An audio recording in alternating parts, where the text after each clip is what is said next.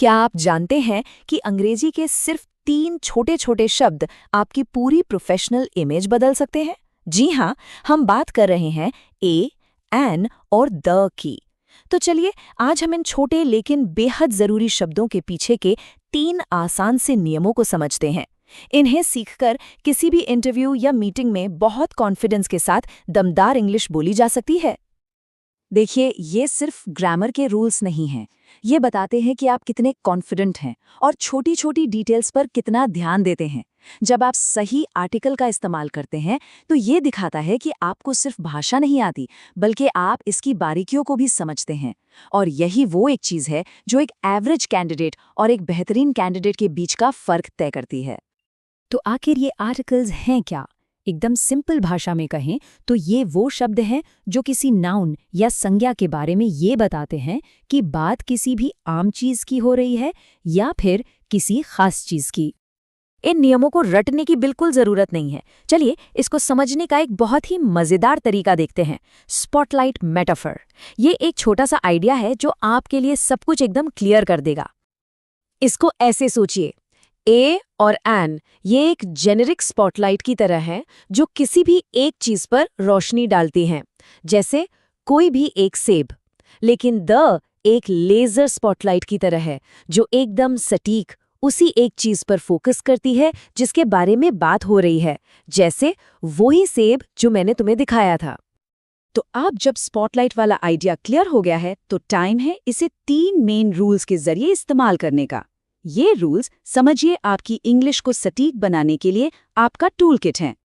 Rule number 1 एकदम सीधा साधा है। अगर कोई शब्द कॉन्सोनेंट यानी व्यंजन की आवाज से शुरू होता है तो उसके पहले ए लगेगा। प्रोफेशनल दुनिया में इसके कुछ उदाहरण देखिए। I am a software engineer या I completed a project on AI। यहाँ सॉफ्टवेयर और प्रोजेक्ट दोनों ही कॉन्सोनेंट साउंड से शुरू हो रहे हैं, इसीलिए हमने ए का इस्तेमाल किया। अब यहाँ एक बहुत ज़रूरी बात आती है जिस पर ध्यान देना है। हमेशा साउंड पर फोकस करें, स्पेलिंग पर नहीं। जैसे यूनिवर्सिटी शब्द शुरू तो यू से होता है जो एक वावल है, लेकिन इसकी आवाज़ यू जैसी है जो एक कॉन्सोनेंट साउंड है। इसीलिए हम कहते हैं अ यूनिवर्सिटी, एन यूनिवर्सिटी नहीं। अब आता है रूल नंबर 2 जो पहले रूल का ही दूसरा हिस्सा है। समझिए, अगर कोई शब्द वोवेल यानी स्वर की ध्वनि से शुरू होता है तो हम एन का इस्तेमाल करते हैं। जैसे कि आई एम एन इंजीनियर या she gave an important presentation. यहाँ भी सारा खेल साउंड का है। जैसे ऑनेस्ट शब्द एच से शुरू होता है, लेकिन एच साइलेंट है और आवाज ऑ की आती है जो एक वॉवेल साउंड है।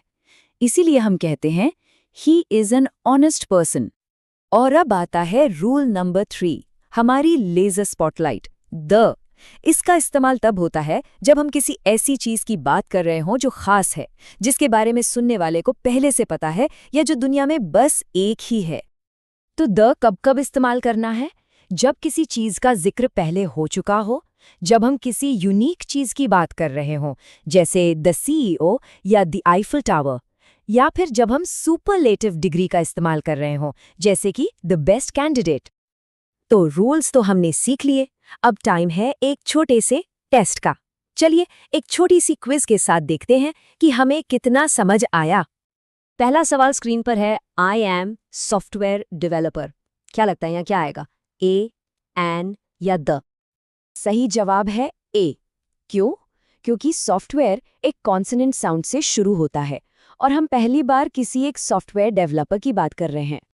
अगला सवाल, he gave dash excellent presentation. सोचिए यहाँ क्या सही होगा? यहाँ सही जवाब है एन, क्योंकि एक्सीलेंट की शुरुआत ए की वाउल साउंड से होती है। और ये रहा आखिरी सवाल जो द के इस्तेमाल को परखेगा। I saw movie you recommended. बिल्कुल सही, यहाँ द आएगा। क्यों? क्योंकि हम किसी भी फिल्म की बात नहीं कर रहे, हम उस खास फिल्म की बात कर रहे हैं जिसकी सलाह दी गई थी। ये है हमारी लेजर स्पॉटलाइट। चलिए कुछ कॉमन मिस्टेक्स देखते हैं जो अक्सर हो जाती हैं। क्या इनमें से कोई गलती पहले कभी हुई है? आर्टिकल को पूरी तरह छोड़ देना या गलत आर्टिकल लगा देना बहुत आम है। इन उदाहरणों को ध्यान में रखने से इन गलतियों से बचने में काफी मदद मिलेगी। तो अब सवाल ये है कि ये सब जानने का इंटरव्यू में क्या फ़ायदा होगा। चलिए देखते हैं कि कैसे ये नॉलेज एक सामान्य कैंडिडेट को एक अथॉरिटेटिव और कॉन्फिडेंट कैंडिडेट बना सकती है। मान लीजिए आप एक इंटरव्यू में हैं। आप कहते हैं, आई completed a project on AI. Grammar के हिसाब से ये ठीक है, लेकिन ये बहुत जेनरल लगता है। ये आपकी जेनेरिक स्पॉटलाइट है। अब इसकी तुलना इस वाक्य से कीजिए, I completed the AI project you mentioned in the last meeting. ये स्टेटमेंट न सिर्फ ग्रामेटिकली सही है, बल्कि ये भी दिखाता है कि आप कितने अटेंटिव हैं और डिटेल्स पर ध्यान देते हैं। ये है आपका लेजर फोकस, और ये आपको तुरंत एक ज्यादा प्रभावशाली कैंडिडेट बना देता है। तो चलिए फटाफट से सब कुछ समेट लेते हैं। ए का इस्तेमाल करना है किसी भी कॉन्सोनेंट साउंड वाली चीज के लिए, एन का इस्तेमाल करना है किसी भी वोवल साउंड वाली चीज के लिए, और ध का इस्तेमाल किसी खास जानी पहचानी या अनोखी चीज के लिए करना है। एक सिंपल सा थंब रूल याद रखिए, जब आप किसी चीज का जिक्र पहली बार करते हैं तो ए या एन लगाइए। जब उसी चीज का जिक्र दोबारा या किसी खास तरह से करते हैं तो द का इस्तेमाल कीजिए। तो अगली बार जब भी आप इंग्लिश में बात करें या लिखें, बस इस एक मंत्र को याद रखिएगा, अपने नाउन को स्पॉटलाइट करें।